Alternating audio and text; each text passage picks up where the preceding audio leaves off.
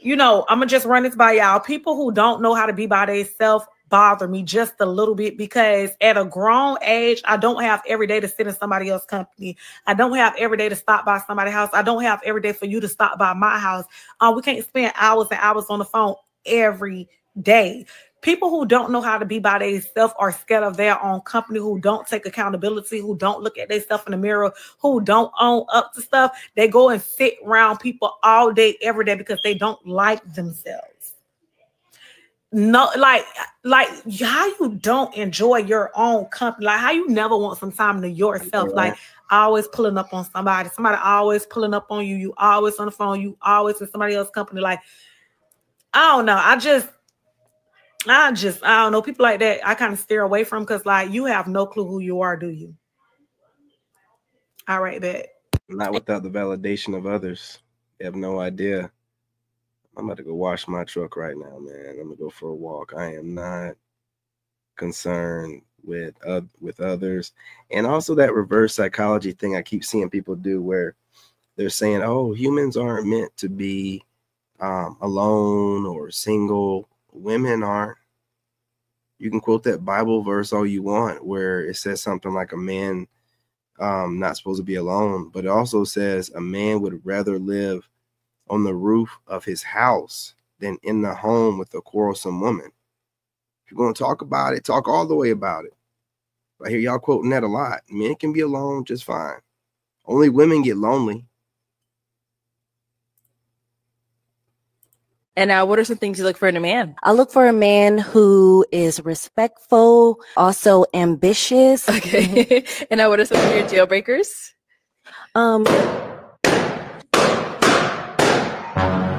Okay, that's cool. They must be not ambitious. Okay, let's go on over to some of these pop balloons. My name is Vince. I'm 30. Very beautiful, but might be a little sassy, you know. I like the reaction. Yeah. So you said a little sassy. Checker. What do you think? Okay. Checker. So now, is he someone that's your type? No. All right, and why not? Maybe other perspectives. Let's go over here. Amar, 33. Just wasn't my type. It's giving city girl vibes. You came out real hot out the gate. And you got these temperaments and these, you know, these facial expressions, stuff like that. Kind of young and immature to me. So yeah. Tell her. Okay. Is he someone that's your type? No. Why not? It's the nose ring and the earrings for me. Next. I feel like I got a video, man. I'm gonna show it, where this woman's talking about how Black women and women in general, they think it's a thing, like a flex, to be real witty and quick. And she was saying something like, women better be glad that guys aren't doing that to us. Hey, gloves are off with me. You already know. I'm going to give it to you. As much time as y'all put into trying to be witty and quick, I don't need to put the time into it, but I'll still check your goofy ass. I ain't letting none of you females talk crazy. our personalities will clash. You're very attractive, though, but I don't think our personalities will get along. I agree. And why do you agree? It wasn't the physical attraction for me. You said it wasn't the physical? It wasn't. Then what was it? I mean, you popped your balloons. Yeah. Okay. Next. I just think it's a humility thing. Kind of seem a little uptight when you get rejected, you know what I'm saying? But you see someone that's your type? No. All right. Why not? I would say it's the attraction for me. Okay. It's okay. All right. So we do still have an unpopped balloon. Let's get your name and age. Emmanuel, I'm 30. Emmanuel, you still got your balloon. What you feeling? I mean, I like her persona. It's cool, you know, a little feisty, but it's cool. Now, is Emmanuel someone that's your type? Emmanuel is cool. I would like to maybe get to know a little bit more. What's your religion? I'm a Christian. You have any kids? No kids. And then where you based? South Carolina. Okay, cool. Where do you base? I'm in Atlanta. Atlanta? Okay, Yeah. not too far. Where do you see yourself in 5 years? I see myself settled in with a husband. Get a load of this guy. How old are you again? 26. 26, okay. Let me bring you up here with us. Let's all go up here. What is your perspective on 50-50? I feel like I'm the provider, so I take care of that part, but I feel like women have their own roles to play. What do you feel your role is in the household? As a woman, I'm cool with having a meal cooked when you come home from work. Okay. I can give my man a massage, have a nice bath running for him, Okay. Is it a yes for you for her? I'll say no. Okay. Yeah. It's okay, Why because is I it was a going to no? say no, too. No, you wasn't. Okay. Why is No, it a you no? wasn't. Because of that. You know what I'm saying? Because of that. I like it, but it's too much. What's too much? The A attitude. little attitude, It's too much. That sassiness. Too. And why were you gonna say no? You know, the She pants wasn't. look a little wrinkly. You know, it is dressed to impress. You know, my mama would have told me to iron my pants. I feel it. Okay, that's cool. I like it. Hey, she don't represent South Carolina women at all. Like South Carolina women don't move like that. Like these are like Southern ladies. They don't have their toes hanging off the front of the shoes. They don't be having no stiff ass, look stinking ass wig, and ain't got no sassy ass mouth. You know what I'm saying? With all the extra pooch in the front. This is not a representation of South Carolina women. So I don't know where she moved from, but she's not, you know, homegrown. No. Just a Thank you. Yeah, I think you're cool. And now, what are some things you look for in a man? I look for. You gotta go. You ain't representing my state right. And them fake eyelashes, nah, sis. You ain't no South Carolina chick. I don't know where you came from. I don't know where you moved from. Baby, I made it. Wow. You don't get that ass of sin up off of me? It's 6 a.m. I don't know why she still think I'm horny. I'm on gummy. I done already put him to sleep. What time it is? You got a clock on? Man, the sun just came out with you tripping for it. Then she got the nerve to be in my face with that dickaholic breath. You get them clothes on, man. What you went to the club? You made a stop or something? I had to. My friend said, he said I was way too drunk to drive, so he made me stay. Whoa. I guess we both spending the night out. Cause I'm headed to jail, bitch. She done walked in here dressed like Boots with a spend a night bag. I'm running around with Horde the Explorer. Talking about she was at the Waffle House. No, you was giving out buns at his house. Getting stuffed with meat. I'm dating a hot dog. Then she danced like she had the time of her life. He must have gave her the best she ever had. I'm finna kill something. I know damn well she ain't just put no wee-wee residue on my forehead. This diabolical. She in here smelling like back shot cologne. Now I gotta wash her up like I'm her caregiver. Go get a shot. Go get a shot. Go get a shot. Give me that fucking phone. Hell. Yeah, I'm dumping her for that. My 20-year-old sister married a 70-year-old man, but 2 years later, she regretted it. Mark, a 70-year-old man, fell head over heels for my sister, who was only 20. He said she had an enchanting smile. It was love at first sight. And on the very first day, Mark proposed to her. Our family was shocked. No one could understand their relationship, given the huge age gap between them. Some even thought my sister, my aunt, were marving him for his wealth, since he was 50 years older than her. But the worst was vetted to come. A month later, my sister announced she was pregnant, and they were expecting a baby. You know what I'm gonna ask you. Y'all already know, so you might as well go on hit the comments and go crazy.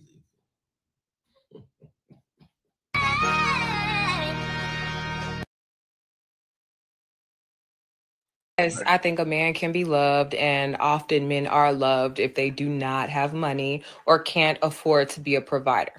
The question is, will he be respected? And does he think he should be respected without the achievements or the ability to provide for a woman and create a safe household environment for said woman and their children? Like, yeah, I know I can be loved without pussy, but in a romantic relationship, you know, I'm pretty sure that I am expected to provide pussy, expected to provide nurturing, expected to cook, suck, fuck. And if I didn't do those things, yeah, I'm sure a man could love me. You know, there's men that love me that I do none of those things for. But romantically, in a relationship, could a man really love me and respect me? I don't know.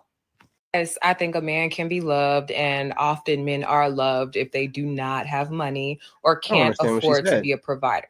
The question is, will he be respected? And listen, let's take it back, okay? Because these women be all over the place. One minute they'll be talking good about men, next minute they'll make up this hypothetical situation. What are you doing talking to a broke dude? Did he not tell you that he has no money? Or is this based off of what you perceive of your observation of his social media? Because real niggas are moving in silence. We're not letting y'all know what kind of money we have, you know what I'm saying, based off of social media. So if you're talking about basing off his social media and you stalking him and then perceiving that he's broke and then you're making this bullshit, whatever.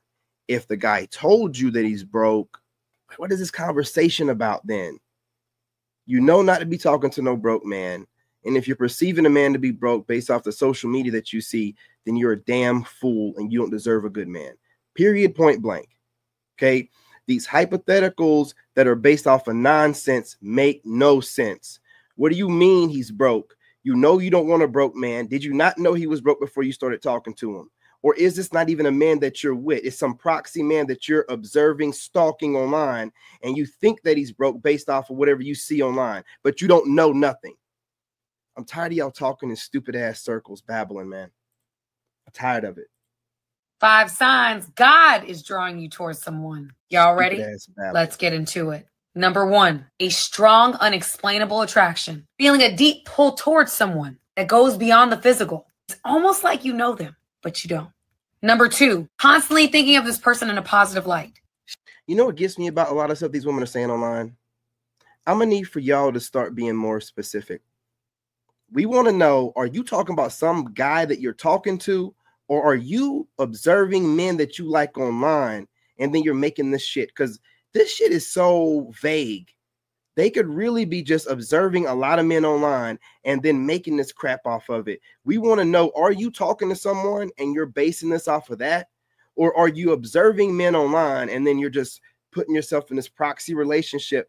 See, he's going to be doing a lot of weird ass shit, man. Shoot, even when you don't want to. The sense of excitement or anticipation about the future potential interactions. Number 3, shared values, a deep alignment in important beliefs, priorities, and aspirations with this person. Number 4, inner peace and confirmation, feeling a sense of calm and reassurance when you're with this person. There's almost like a knowing that this connection is part of God's plan for you. Number 5, mutual respect and support. Despite the ups and downs, there's a level of respect for this person that remains. There's an emotional safety that you experience with them that is unexplainable and unmatched. 5 signs God is drawing. Okay. I mean, I'm all about, your spiritual growth or whatever. But y'all women, pick a side or make a couple different channels. We talking about dating here. We talking about God. Make a separate channel, man. And then you can just mix everything up. But at least you have a separate channel where it's like God on this and dating advice on that. You know what I mean? First of all, I wanted to show all my new pants. A lot of women know what to expect from a man, but when it hurts to know that that person is doing all these things that they know is crushing your heart, and you can't believe how somebody who used to love you so much is actually treating you this way. It feels unreal. And you're looking at that person like, damn, is this who I'm involved with for real? When did this happen?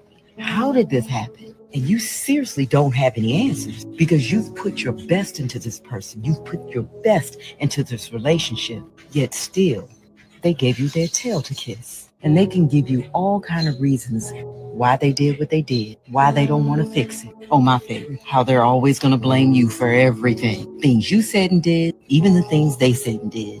Everything's your fault. And if they take accountability for anything, it'll be something small, real small. Or they'll say something like, well, if I hurt you in any way, I apologize.